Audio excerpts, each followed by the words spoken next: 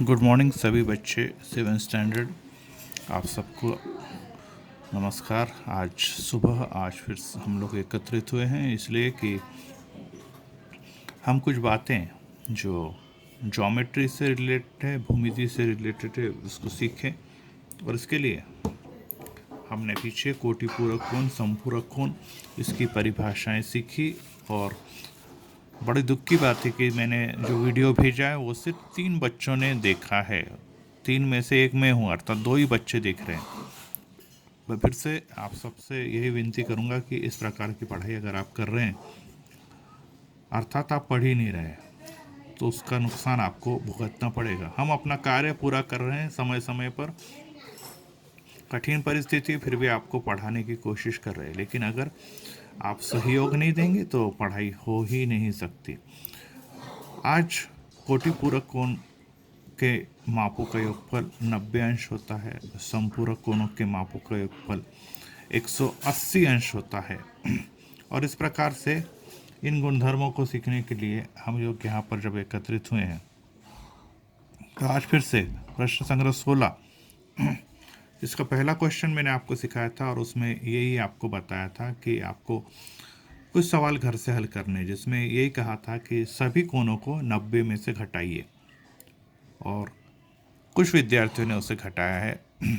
आगे का question number 2। अब यहाँ पर 2 कोण दिए हैं, y-20 और दूसरा कोण दिया है y-30, और इनका कोटिपूरक कोण ज्ञात करना है। नियम फिर से वही है, देखिए y-20 अर्थात ये वाला कोण है, और y-20 अगर आपको ज्ञात करना है तो कोटिपूरक के लिए 90 में से उसको घटाना पड़ेगा। जब यहाँ पे माइनस का चिन्ह है, माइनस का जब अंदर गुणा होता है कोष्टक के दोनों संख्याओं के साथ, तो उसके चिन्ह बदल जाएंगे। y प्लस था तो माइनस बन गया, और ये माइनस माइनस प्लस हो गया, 20 प्लस हो गया। अब ये भी प्लस 90 भी है और ये भी प्लस है, दोनों भी पूर्णांक के जो चिन्हों के हिसाब से जोड़ या घटा सकते हैं, जो हमने पीछे सीखा है। तो 90 जमा 20 किया तो 110, और ये माइनस y। इस प्रकार से 110 घटा y, ये मान हो गया y-20 के कोटिपूरक कोण का। अगला कोण है y-30।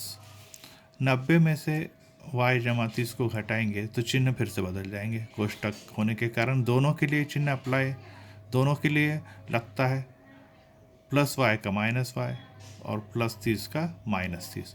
90 में से इस 30 को घटाया तो हो गए 60, 60 घटा y। इस प्रकार से अंश ये हो गया y-30 का कोटिपूरक कोण। अब प्रश्न संग्रह 17 में ठीक वैसा ही अपने को करना है। एक आकृति में आपको भेज रहा हूँ, वो परिभाषा आपने बनानी है। समपूरक कोणों के मापों का योगफल कितना होता है? 180 अंश होता है। इसकी आकृति इस प्रकार से बनती है, जो मैं आपको यहाँ पे बना रहा हूँ। ये देखिए, इस प्रकार से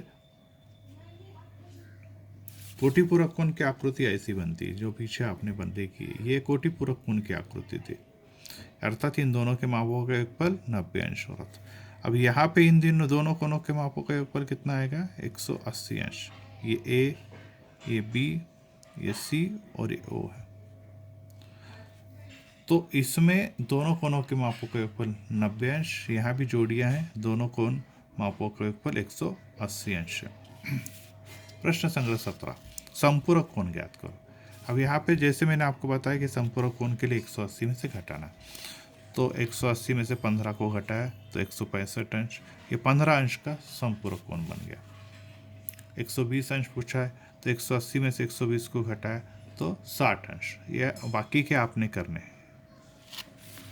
108 है, 180 में से 108 को घटाया तो 72 अंश, अर्थात 108 का समपूरक कोण 72 अंश। अब ए अल्फ़ाबेट आया, तो 180 में से एक को घटाया तो 180 माइनस ए ही घटेगा, क्योंकि एक चरांक है और एक पूर्णांक है, ये घटता नहीं है। अब अगला प्रकार का प्रश्न है। अगले प्रकार के प्रश्न में इस प्रकार से लिखा हुआ है कि माप कोण, यहाँ पे कुछ कोण दिए हुए हैं जिसकी आकृति में आपको भेजूंगा। तो इसमें समपूरक और कोटिपूरक कोणों की जोड़ियाँ बनाई। आप देखिए 30 के लिए कोटि पूरक कोण ढूंढना मतलब किस में से घटाना पड़ेगा, 90 में से इसको घटाया तो कितना आ गया, 60 अंश। अब ये 60 अंश वाला कोण कौन सा है, अगर सवाल में आप देखेंगे तो कोण बी, ये है n के लिए कोटि पूरक कोण। समपूरक कोण 180 में से 30 को घटाया तो आ गया 150 अंश। 150 अंश कौन सा कोण है, 150 अंश वाला है कोण जे। तो ये जे जो है, ये कोण जे जो है ये, और कोण एन कोटि पूरक कोण है। वैसे ही अगर जे को अगर हमने यहाँ पर एफ को, यहाँ पे एफ है ये, सॉरी, एफ को अगर हम 15 अंश लेते हैं तो 90 में से 15 को घटाए तो 75 अंश। ये कोण डी है, कोण डी की अंश ये है 15 अंश। तो इस प्रकार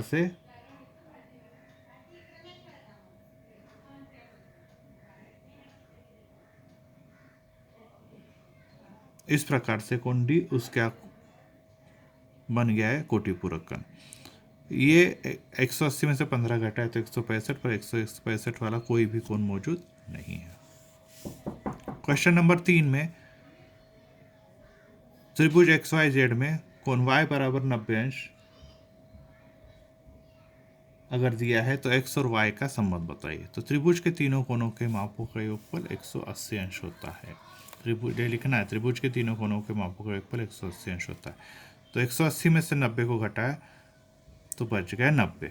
x plus Y plus Z बराबर 180। y की जगह उसका मान भर दिया 90 अंश, 90 को इधर ट्रांसफ़र किया, ये 90 इधर आया तो प्लस का हो गया माइनस। तो 180 में से 90 घटाए तो आ गया 90। तो इस प्रकार से कोण x और कोण y बराबर आ गया 90 अंश। तो इस प्रकार से अगर 90 आ जाता किसी भी कोणों के मापों का योगफल तो उसको कौन थे कोण कहते, उसे कहते हम कोटि पूरक कोण। तो इस प्रकार से यहाँ पर आपको मैंने कुछ परिभाषाएं बताई है, वो परिभाषाएं आपने अपनी कॉपी में लिख लेनी है, आकृति भी बनानी है। प्रश्न संग्रह 16 का दूसरा क्वेश्चन भी करना है। क्वेश्चन नंबर 17 में जो बचे हुए हैं होमवर्क मैं यहाँ पे लिख रहा हूँ,